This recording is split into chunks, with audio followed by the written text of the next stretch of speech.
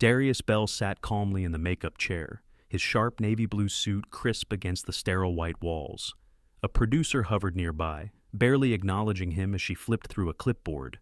Producer, flatly, "Mr. Bell, we'll mic you up in 5. No warm welcome, no small talk, just another transaction." Darius had seen this game before. He adjusted his cufflinks, staring at the monitor in the room. A promo card flashed on screen. Coming up next, the black tech boom, talent or special treatment.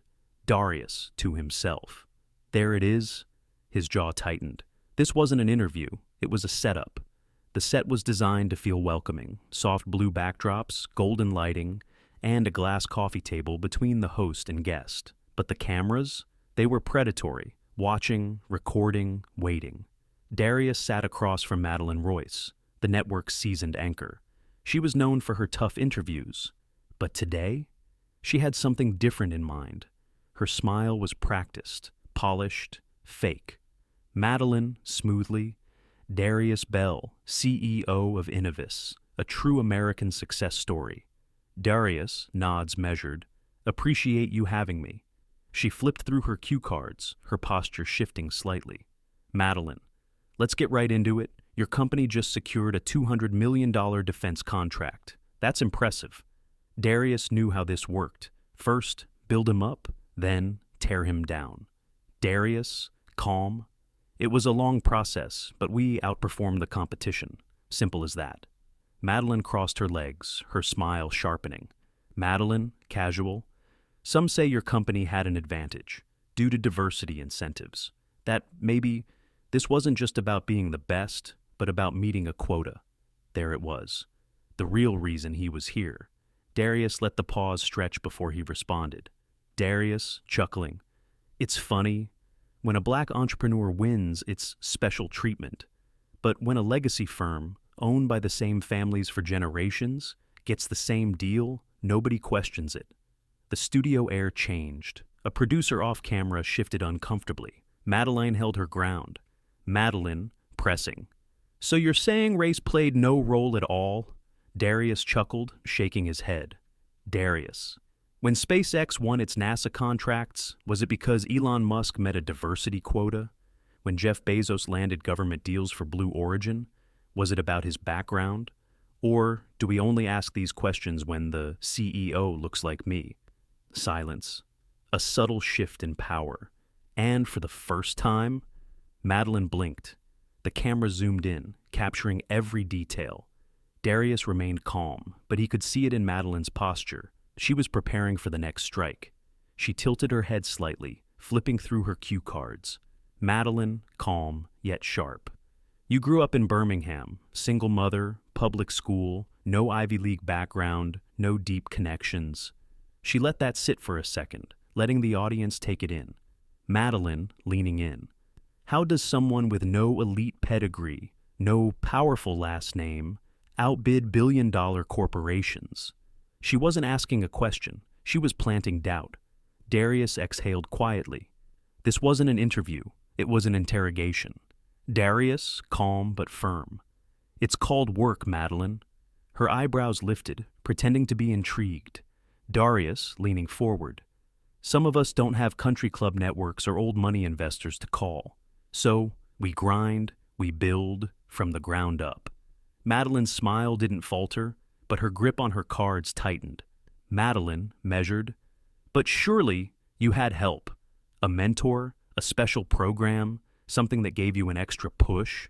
Darius let a small chuckle slip, a dangerous chuckle. Darius, "Help?" He tilted his head, eyes locking onto hers. Darius, "Sure. Help came in the form of working 3 jobs while getting my engineering degree." A tense silence spread through the set. Darius, steadily, "Help came in the form of sleeping in my office because I couldn't afford rent while building my first software prototype." He folded his hands in front of him. Darius, "That's the kind of help I got." Madeline's lips pressed together for a fraction of a second. The off-camera producers exchanged glances. Madeline pivoted. Madeline, "Yet, some say black entrepreneurs today have more opportunities than ever before. Affirmative action, minority business grants, government incentives. Darius, interrupting. And yet, less than 2% of venture capital funding goes to black-owned businesses. Madeline's mouth stopped mid-word. Darius, nodding. Less than 2%. That's what extra opportunities look like? She quickly regained her composure. Madeline, pushing. But still, some argue that today's climate puts pressure on companies to highlight diversity over pure merit. Darius leaned forward, just a little. Darius, calm but cutting. Merit, huh? His voice dropped, but somehow became heavier. Darius, you really think that if I wasn't exceptional at what I do, I'd be sitting in this chair right now? Silence. Madeline opened her mouth, but nothing came out. She had walked right into it, and Darius wasn't done yet. The silence was deafening. The kind that lingers, the kind that exposes everything. Madeline tried to recover, but she wasn't in control anymore. Darius had flipped the script. Darius, steady, almost amused. You wanted to talk about fairness. His voice wasn't raised, but it cut through the air like a blade. Darius. All right, let's talk about it. He shifted forward, locking eyes with Madeline. Darius. Black entrepreneurs still get denied bank loans twice as often as white business owners. A ripple of unease ran through the set. Darius. Less than 1% of government contracts go to black-owned businesses. He let that sit. Darius. And even when we break through, we get invited on shows like this. His gaze locked onto hers. Darius. To be asked if we got here because of special treatment. A few producers off camera shifted. Even the studio audience, who had been mostly silent, felt the moment shift. Madeline's smile didn't reach her eyes anymore. She straightened, trying to regain control. Madeline, forcing a chuckle. Well, Darius, I think some people would argue that your success story proves that. Darius, interrupting. That the system isn't broken? He tilted his head, a sharp smirk forming. Darius. That's like pointing at one person who escaped a burning building and saying... His voice dropped just enough to make the room hold its breath. Darius. See? The fire wasn't that bad. Boom. The control room was dead silent. A camera operator muttered something under his breath. One of the crew members swallowed hard. Even Madeline, who had been in countless high-pressure interviews, froze for a split second. And then, the moment that would go viral across the country. Darius turned his gaze directly into the camera. Darius. I know what some of you watching are thinking right now. His voice dropped, commanding every single viewer's attention. Darius. Some of you are nodding, because you've lived this. A slight pause.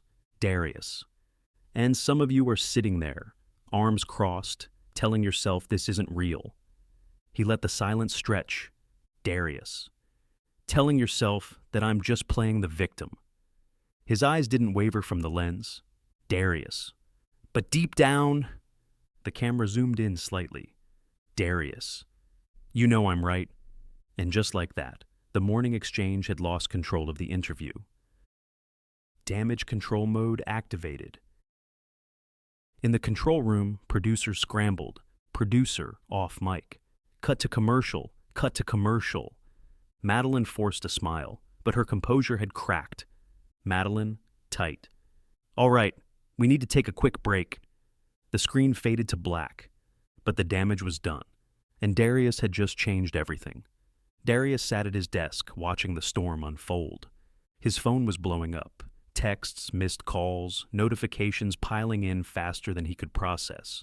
Tasha stormed into his office, laptop in hand, eyes wide. Tasha. You realize you just set the internet on fire, right? She turned the screen toward him. Twitter, news headlines, blogs, all of them covering one thing. Darius Bell destroys news host on live TV. Another headline. Is Darius Bell a genius? Or just another woke CEO? Every major news network had a take. Fox News, Darius Bell, the new face of corporate entitlement. CNN, the viral interview that exposed America's racial divide in business. Business Insider, what Darius Bell's interview reveals about race and success in America. MSNBC, the system isn't broken. Darius Bell's powerful rebuttal. The View, was Madeline Royce wrong? A heated debate. Madeline Royce responds. The next morning, Madeline Royce addressed the backlash on her show. The studio lighting was softer, the tone more controlled, but this wasn't an apology. Madeline, calm, measured. I respect Mr. Bell and his accomplishments, but I stand by my questions. She paused for effect. Madeline, my job as a journalist is to ask the tough questions. If my questions were uncomfortable, that only proves how necessary they were. Translation? She wasn't backing down. Darius watched the segment from his office, shaking his head. Darius mutters. Fair, huh? Tasha crossed her arms, unimpressed. Tasha. That's PR spin for, I refuse to admit I got embarrassed on live TV. But it wasn't all praise. The death threats started rolling in. Emails, phone calls, even a suspicious package left outside Innovis HQ. Tasha held up a sheet of paper from inside the package. One word, bold and clear. Enough. Her voice was tight. Tasha. This isn't just internet hate. You need security. Now. Darius exhaled slowly, rubbing his temple. He had expected backlash. But this was something else. That afternoon, Tasha walked in with an unexpected proposal. She set a folder on his desk. Tasha. A network just made an offer. Darius raised an eyebrow. Tasha. They want you to do a 1-hour televised special, a deep dive on race, business, and the system. Darius leaned back. Darius. So, now they want to listen? Tasha smirked. Tasha. Seems like it. Then, after a beat, Tasha. What do you want to do? Darius stared at the folder, thinking. He could walk away, let the moment die down. Or he could use this moment, not for clout, not for attention, but to say the things nobody wanted to hear. He picked up the folder, flipping through the proposal. Then he set it down, looked at Tasha. Darius nods. Tell them I'll do it. Her eyes widened slightly. Tasha. You sure? Darius nodded, more certain than ever. Darius. Yeah. Then, after a beat, Darius. But on my terms. Darius Bell's viral moment wasn't just another internet controversy. It was a reckoning. It forced a conversation America had been dodging for decades. About race, about success, about who gets to rise without question, and who gets questioned when they rise. Some called him an activist, some called him arrogant, some called him right. But one thing was certain. Nobody could ignore him anymore. So, what do you think? Does success mean playing by the rules of a broken system? Or does it mean rewriting the rules entirely? Let us know in the comments. Like, share, subscribe,